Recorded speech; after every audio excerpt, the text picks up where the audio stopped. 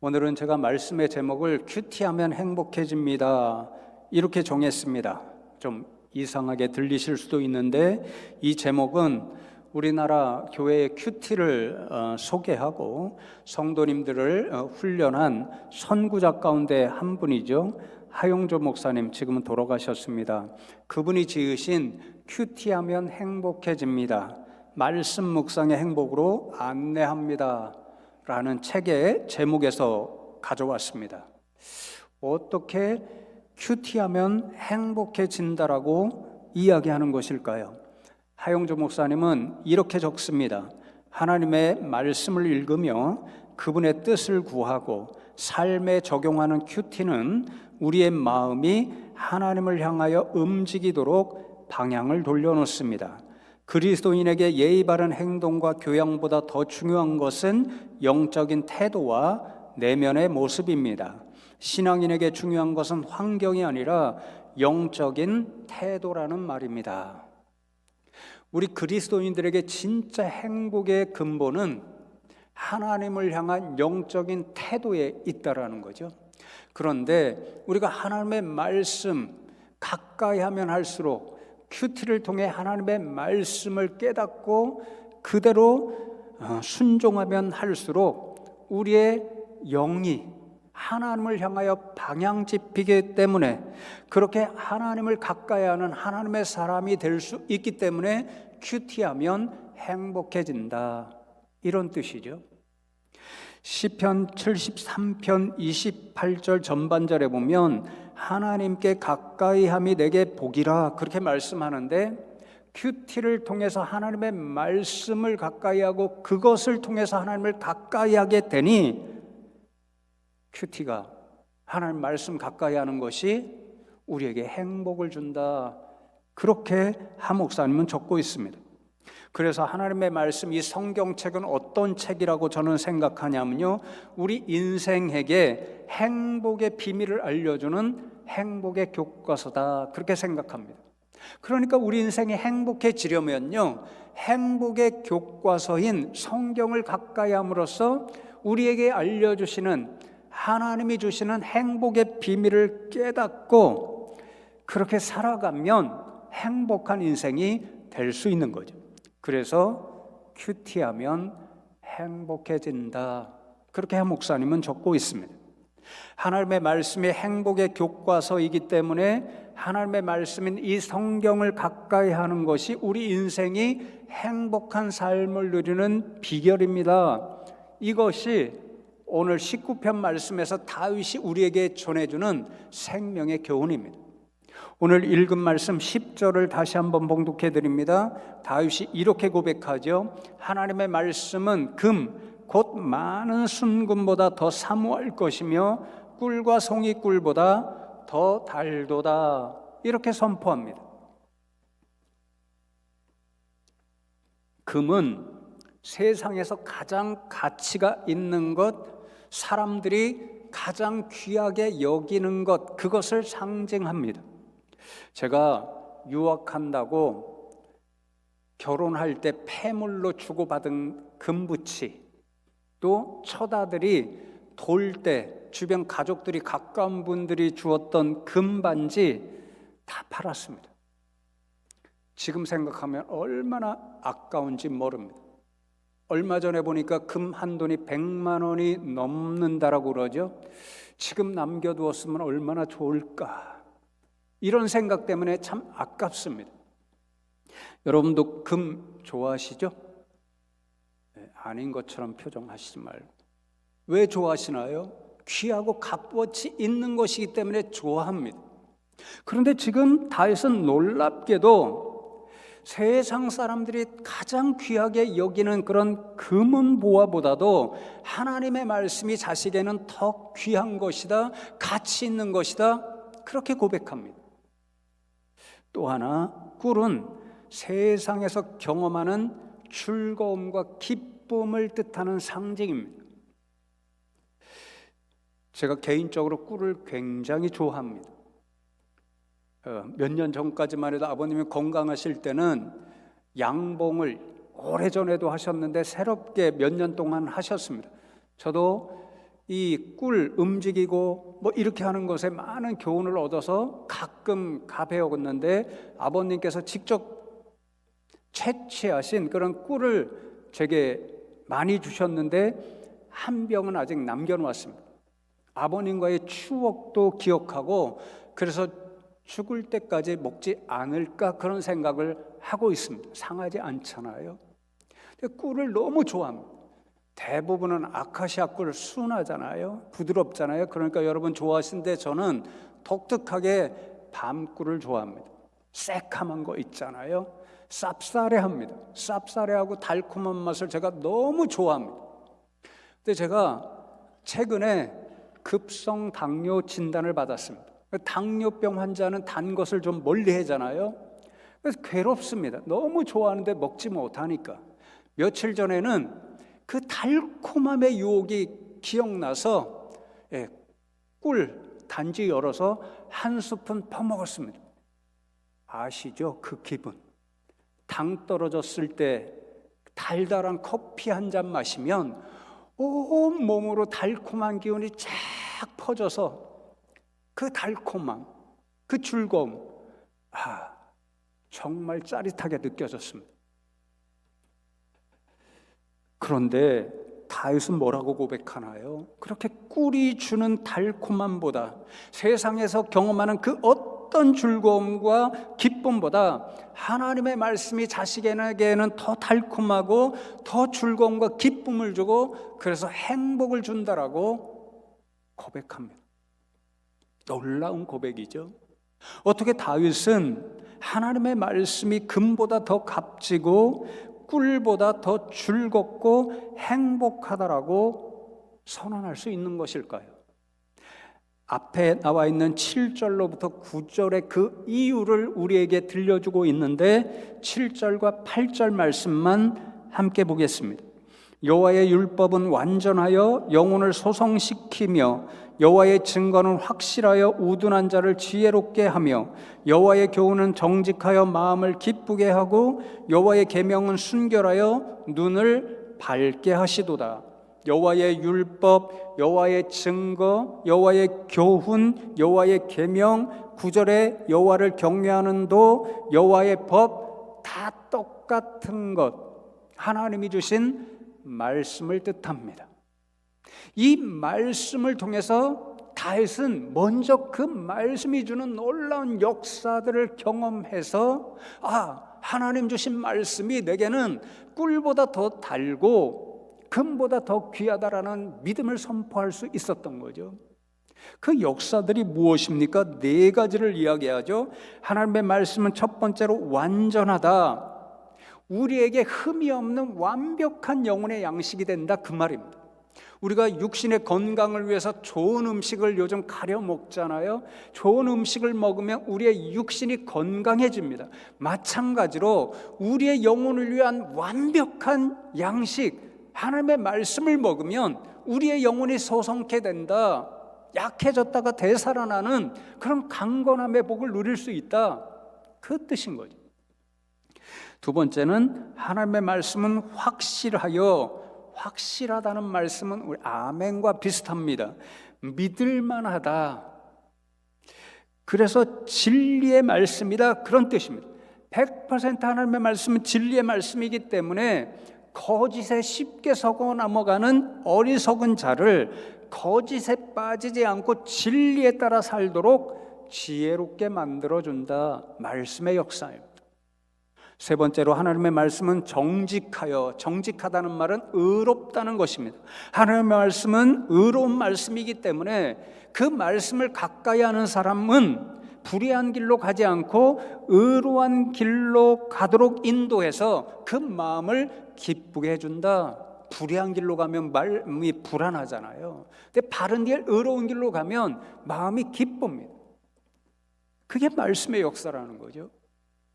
네 번째로 하나님의 말씀은 순결하다는 말씀은 탐욕이나 악한 의도가 전혀 없다라는 그런 뜻입니다. 그러니까 하나님의 말씀은 순결하기 때문에 그 말씀을 가까이 하는 사람은 헛된 욕망이나 탐욕에 물들지 않도록 그 눈을 밝게 해준다. 말씀의 역사죠.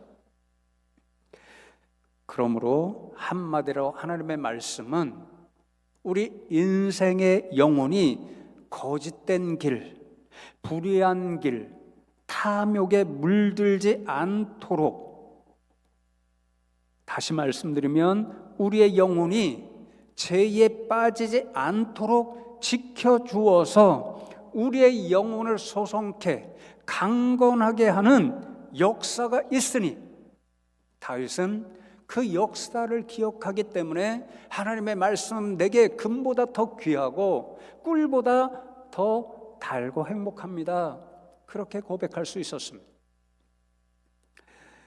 이어지는 11절 이하의 말씀에 보면 다윗은요, 이제 조금 이따 말씀드리겠지만 자신의 인생에서 가장 어둠을 맛봤던 사건, 그 사건의 경험을 통해서 하나님의 말씀이 자신의 영혼을 죄로부터 지켜주고 영혼을 소성케 하는 행복을 준다는 교훈을 담아 이렇게 고백합니다. 11절 말씀을 먼저 보십시오. 또 주의 종이 이것으로 경고를 받고 이것을 지킴으로 상이 크니이다, 그렇게 말씀하죠. 두 번 기록된 이것은 앞에서 6차례, 7절에 2번, 8절에 2번, 9절에 2번 하나님의 말씀을 다르게 표현한 것, 그러니 하나님의 말씀을 이야기합니다. 다윗은 이 하나님의 말씀을 가까이 함을 통해서 분명히 깨달은 영적인 사실 하나가 있습니다. 그 하나님의 말씀에는 경고의 기능이 있다라는 거죠. 경고를 받고 이렇게 말씀하죠. 무엇에 대한 경고일까요? 죄에 대한 경고입니다. 하나님의 말씀에 기록된 그런 말씀을 가까이 하고 묵상할 때 그는 무엇을 깨달았냐면요, 말씀에 어긋나서 살아가면, 죄의 길로 가게 되면 자신에게 하나님의 징벌이 임한다는 두려운 사실, 그래서 죄를 지으면 안 된다는 무서운 경고를 깨닫게 되었습니다. 이 경고로부터 그러면 인생의 행복, 인생의 상급이 어디에 있는가? 하나님 주신 말씀대로 지키고 순종하는 데 있다는 사실을 분명히 깨달은 거죠. 이런 사실을 깨달은 다윗은 하나님 앞에 이제 간절히 기도합니다. 12절과 13절 말씀을 보시면 자기의 허물을 능히 깨달을 자 누구리요? 나를 숨은 허물에서 벗어나게 하소서. 또 주의 종에게 고의로 죄를 짓지 말게 하사 그 죄가 나를 주장하지 못하게 하소서. 그리하면 내가 정직하여 큰 죄과에서 벗어나겠나이다. 그렇게 기도합니다. 이 기도가 다윗이 우리에게 자신이 깨달은 말씀에 대한 교훈을 생생하게 적고 있습니다. 도대체 인생이 무엇으로부터 자신의 허물을 깨닫고 회개하여 그 허물에서 벗어날 수 있다는 말입니까? 다윗이 대답해 주죠. 하나님의 말씀입니다. 무엇이 인생에게 죄를 짓지 않게 경고하고 그래서 제가 주인 되어서 그 인생을 주장하지 못하게 할 수 있다는 말입니까?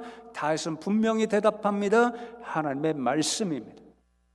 무엇이 인생을 정직하게 만들어서 죄악에 빠지지 않게 한다는 말입니까? 다윗이 대답해 주죠. 하나님의 말씀입니다. 결론적으로 무엇이 인생으로 하여금 자신의 허물과 죄악을 깨달아 회개하게 하고 하나님으로부터 사자의 은총과 구원을 받게 하나요? 다윗은 분명하게 말씀해 줍니다. 하나님의 말씀입니다. 하나님의 말씀에 그렇게 죄로부터 멀어지게 하는 경고의 은혜와 죄를 지으면 하나님 앞에 나가 회개할 때의 구원의 역사가 있다는 사실을 깨닫게 하는 비밀이 있기 때문에 다윗은 하나님의 말씀이 자신에게는 금보다 더 귀하고 꿀보다 더 달고 행복하다라고 고백할 수 있는 거죠.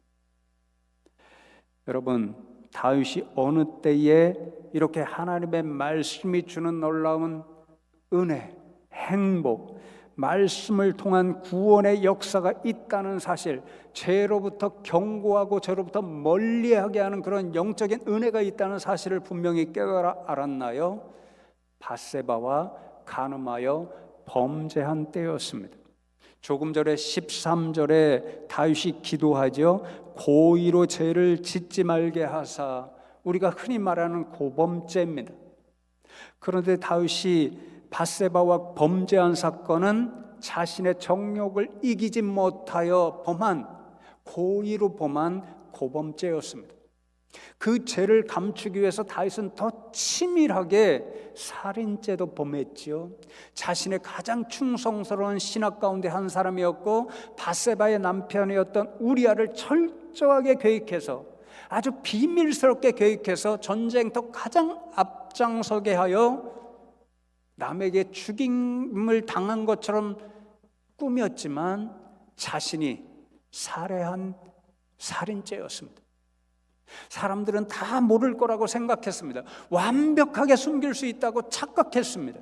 그러나 하나님은 그 범죄를 분명히 보고 알고 계셨습니다. 하나님께서 나단 선지자를 보내셔서 다윗에게 경고의 말씀을 들려주시죠. 내가 너의 흉악한 죄를 분명히 보았고 알고 있노라라는 경고의 말씀이 다윗의 귀에 들려집니다. 이 경고의 말씀 앞에 다윗은 완전히 꼬꾸라집니다. 그래서 자복하고 회개하며 하나님 앞에 나아갑니다. 유명한 참회 시편 가운데 다윗이 지은 시편 51편 말씀이 바로 밧세바와 간음하고 하나님으로부터 나단 선지자를 통해 경고의 말씀을 들었을 때 다윗이 하나님 앞에 노래한 시편입니다. 1절에 보면 하나님이여 주의 인자를 따라 내게 은혜를 베푸시며 주의 많은 긍휼을 따라 내 죄악을 지워주소서 그렇게 간청하고 12절 말씀에 보면 주의 구원의 즐거움을 내게 회복시켜 주시고 자원하는 심령을 주사 나를 붙드소서 그렇게 기도합니다. 완벽하게 감추었다라고 생각했던 다윗의 범죄가 하나님 앞에 그대로 드러났음을 나단 선지자를 통해 자신의 귀에 들려진 하나님의 경고의 말씀을 통해서 깨달은 다윗은 자신의 죄가 해결되지 않으면 자신의 영혼이 죽을 수밖에 없다는 두려움을 가지고 하나님 앞에 자복하고 회개합니다. 하나님, 그렇습니다. 저는 죄를 범했습니다. 이 죄의 문제를 해결해 주시지 않으면 제 영혼이 죽을 수밖에 없사온데 하나님, 제 죄를 자복하고 회개하오니 제 죄를 깨끗이 사하여 주시옵소서 그렇게 기도하며 나갑니다.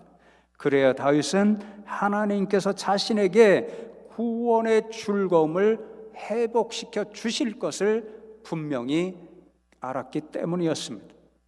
말씀이 자신의 죄를 깨닫게 하고 말씀이 자신을 하나님 앞에 자복하고 회개하게 하고 마침내 그 말씀을 통해 하나님의 구원, 제3의 은총을 경험하게 한다는 사실을 다윗은 이 사건을 통해 분명히 깨달아 알았기 때문에 하나님의 말씀이 금보다 더 귀하고 하나님의 말씀이 꿀보다 더 달달하고 그는 선포하게 된 거죠.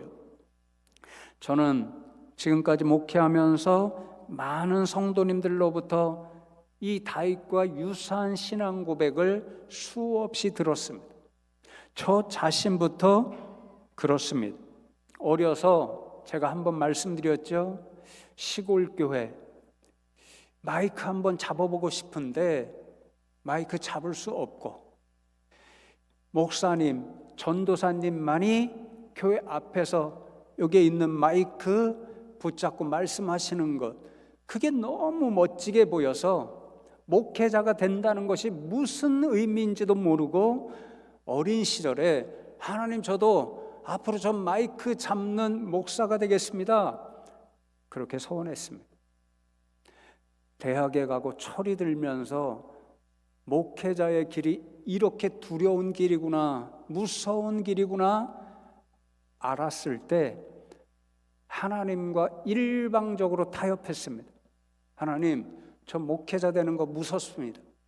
그래서 목회자 안 되고 다른 사람이 되어서, 다른 종류의 사람이 되어서 교회를 섬기겠습니다.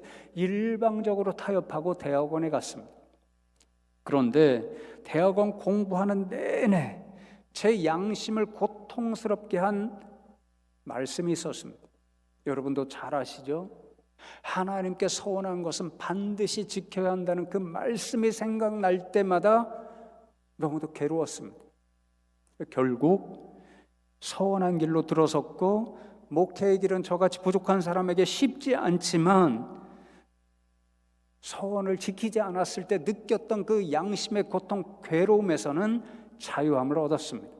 말씀의 역사인 거죠.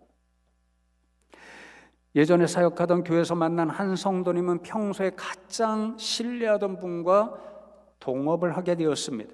그런데 어느 날 그분이 자신도 모르게 사업을 다 정리해서 감쪽같이 사라지셨습니다. 수억을 일순간에 잃으셨습니다. 그런데 금전도 중요하지만 가장 신뢰했던 사람에게 배신당했다는 그 배신감으로 인해서 그 사람을 생각할 때마다, 배신당한 일이 기억날 때마다 미움과 증오로 견딜 수 없는 괴로움 가운데 살아갔습니다. 극심한 우울감도 경험했습니다. 그러던 어느 날 원수까지도 사랑하라는 예수님의 말씀이 영혼의 울림처럼 들려왔습니다. 그 울림을 들었을 때, 그렇지, 예수님은 나같이 원수된 자를 위해서도 죽으셨는데, 나를 그토록 사랑하셨는데, 그런 깨달음이 생겼고, 미움과 증오를 불러일으켰던 그 사람을 위해 기도하기 시작했습니다. 기도하면서부터 그토록 자신을 괴롭게 만들던 미움과 증오, 그 미움과 증오에 사로잡혔던 영혼이 해방되는 기쁨을 맛보셨다라고 고백하셨습니다. 또 제가 아는 어떤 성도님은 가까운 분들과의 불편한 관계 때문에 그 생각만 하면, 또 그 사람만 떠올리면 마음에 큰 분노가 생겨서 괴로웠습니다. 그런데 오늘 말씀을 묵상하다가 분노는 육체의 일이다, 육체의 정욕과 관계된 일이고 죄를 일으키는 일이다, 이런 일을 그러니 경계하라는 갈라디아서의 말씀을 읽고는 분노를 내려놓으려고 애쓰셨습니다. 분노가 내려놓아지면 질수록 그 마음에는 그만큼 평안과 평화가 찾아왔다라고 고백하셨습니다. 성도 여러분, 이 모든 일들이 하나님 주신 말씀의 역사입니다. 말씀은 우리의 부족함과 나약함을 말씀이라는 거울에 비추어서 깨닫게 합니다. 말씀과 어긋난 길로 나가는 죄와 허물을 깨닫게 합니다. 그 죄와 허물을 깨달았을 때 살아갈 길이 어디에 있는가를 우리에게 깨닫게 합니다. 하나님 앞에 나가 자복하고 회개하는 길밖에 없다라는 사실을 말씀은 우리에게 깨닫게 합니다. 그래서 말씀은 마침내 우리로 하여금 하나님 앞에 나아가 하나님이 주시는 용서의 은총과 구원의 역사를 경험케 하여서 죄와 허물로 인해 연약해진 영혼을 다시 소송케 하고 강건하게 해주는 은혜를 맛보게 합니다. 그러므로 하나님의 말씀이 금보다 귀하고 꿀보다 더 달고 행복하다라고 우리는 고백할 수 있고, 이 다윗처럼 이 기억을 가지고 하나님의 말씀을 가까이 하면, 큐티하는 일을 하면 우리의 인생이 행복해질 줄로 믿습니다. 오늘 마지막 14절 말씀을 보십시오. 나의 반석이시여 나의 구속자이신 여호와여, 내 입의 말과 마음의 묵상이 주님 앞에 연락되기를 원하나이다. 다윗은 19편의 모든 말씀을 하나님 앞에 이렇게 마무리하는 거죠. 다윗은 먼저 하나님을 나의 구속자, 나의 구원자라고 부릅니다. 자신에게 말씀을 주셔서 죄와 허물을 깨닫게 하시고 경고하게 하셨습니다. 자신에게 말씀을 통해 깨닫게 하셔서 하나님 앞에 자복하고 회개하게 하셨습니다. 말씀을 통해 하나님께서 자신으로 하여금 용서와 구원을 사모하게 하셨습니다. 그러니 다윗은 하나님이 자신에게 말씀을 통해서 구원을 베푸시는 분, 구속자, 구원자라고 고백하게 됩니다. 그리고는 마지막으로 기도를 하죠. 나의 입술의 모든 말과 나의 마음의 묵상이 주께 연락되기를 원하네. 그게 마지막 기도입니다. 이 기도의 내용이 무슨 믿음의 기도일까 추석을 보니까요, 이 기도는 본래 구약시대에 이제 하나님의 백성들이 희생제물을 드립니다. 자신을 온전히 이 희생제물과 같이 하나님 앞에 헌신하겠다는 믿음을 표현할 때에 하나님, 내 삶을 인도하는 나의 말과 나의 모든 생각이 하나님이 기뻐 받으시는 희생제물처럼 산제물이 되기를 원합니다. 그 믿음이 담겨진 고백입니다. 그러니까 다윗이 하나님, 내 입의 말과 마음의 묵상이 주님 앞에 연락되기를 원합니다. 이것은 어떤 믿음과 헌신의 기도입니까? 하나님, 지금부터 제 입술에서 나오는 모든 말, 제 마음과 머리로부터 나오는 모든 생각, 그것이 하나님이 받으시는 제물과 같은 것들이 되어서 내 삶의 모든 것이 하나님이 기뻐 받으시는 거룩한 산제물이 되기를 원하고, 그렇게 온전히 헌신된 하나님의 사람으로 살기를 원하고, 그래서 하나님 때문에 행복한 인생으로 살고 싶습니다라고 하는 믿음과 헌신, 소망이 담긴 선포의 말씀입니다. 여러분, 이 모든 것이 어디로부터 시작되었습니까? 말씀으로부터 시작된 말씀의 역사였습니다. 하나님의 말씀을 따라 이야기하면 우리의 말이 예쁘게 바뀝니다. 하나님의 말씀을 묵상하고 우리의 생각을 그 말씀에 따라 정리하면 우리의 생각이 아름답게 변화됩니다. 하나님의 말씀에 따라 살면 우리의 삶이 죄와 악에서 멀어져서 하나님이 기뻐하시는 거룩한 산제물이 될 수 있습니다. 하나님 말씀이 주시는 교훈대로 행하면 우리의 인생 전체가 하나님을 가까이 하는 삶이 될 수 있습니다. 그러니 사랑하는 성도 여러분, 하나님의 말씀을 가까이 하면, 큐티하게 되면 행복한 인생이 될 줄로 믿습니다. 올 한 해 우리 성도님들이 모든 행복의 비밀이 담겨있는 하나님 주신 말씀을 가까이 해서 말씀이 주시는 모든 풍성한 복을 누리는 행복한 분들 다 되시기를 주님의 이름으로 축복합니다.